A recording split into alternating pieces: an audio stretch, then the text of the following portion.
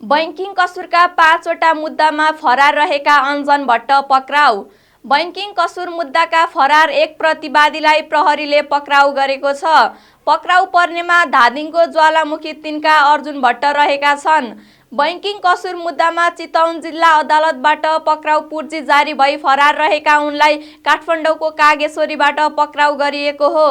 उनको जिल्ला प्रहरी कार्यालय भरतपुर चितवनमा बैंकिङ कसुर मुद्दामा 50 लाख बिगो, जिल्ला प्रहरी परिसर ललितपुरमा बैंकिङ कसुर मुद्दामा 15 लाख बिगो, जिल्ला प्रहरी परिसर भद्रकाली काठमाडौँमा बैंकिङ कसुर मुद्दामा 1,48,000 बिगो, प्रहरी वृत्त बालाजु काठमाडौँमा बैंकिङ कसुर मुद्दामा 2,50,000 बिगो र प्रहरी वृत्त कालीमाटी काठमाडौँमा बैंकिङ कसुर मुद्दामा 1,80,000 बिगो रहेको प्रहरीले जनाएको छ।